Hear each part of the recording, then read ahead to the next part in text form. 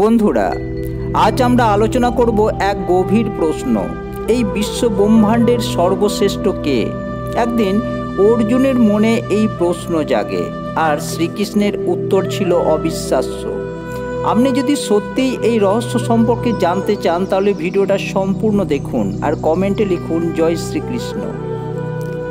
একদিন শ্রীকৃষ্ণ আর অর্জুন বন বিহার করছিলেন।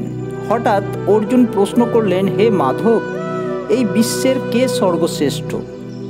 শ্রীকৃষ্ণ মৃদু হেসে বললেন, এই বিশ্ব ব্রহ্মাণ্ড বিশাল, কিন্তু আমরা যদি পর্যবেক্ষণ করি তাহলে দেখব একটির উপর আরেকটি প্রভাবশালী। যেমন ধরো, পৃথিবীকে বিশাল বলে মনে হয়, কিন্তু তা তো চারিদিকে সমুদ্র দ্বারা পরিবেষ্টিত।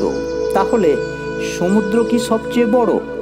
অর্জুন বললেন, তাহলে কি সমুদ্রই সর্বশ্রেষ্ঠ?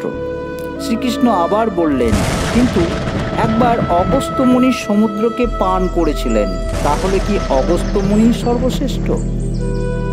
অর্জুন কিছুক্ষণ ভাবলেন, তারপর বললেন, তাহলে কি অগস্ত্য মুনি এই বিশ্বের শ্রেষ্ঠ? শ্রীকৃষ্ণ আবার হেসে বললেন, কিন্তু অগস্ত্য মুনিও তো এই আকাশের এক কোণে অবস্থান করছেন, তাহলে কি আকাশই সর্বশ্রেষ্ঠ? অর্জুন হতভম্ব হয়ে গেলেন। তিনি বললেন, তাহলে সত্যিই কে শ্রেষ্ঠ প্রভু? শ্রীকৃষ্ণ গভীরভাবে তাকিয়ে বললেন, এই বিশ্বে সব কিছুই স্থান, সময় ও শক্তির সীমাবদ্ধতাই রয়েছে। কেউই সর্বশ্রেষ্ঠ নয়, কারণ সব কিছুরই উপরে কেউ না কেউ রয়েছেন।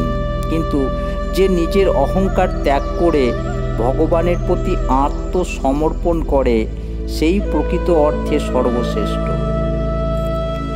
এই কথাটির গভীর তাৎপর্য বুঝতে পেরেছেন? যদি বুঝতে পেরেছেন তাহলে কমেন্টে জানাতে ভুলবেন না।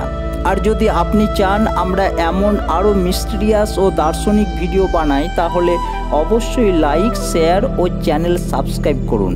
কমেন্টে লিখুন জয় শ্রীকৃষ্ণ। ধন্যবাদ।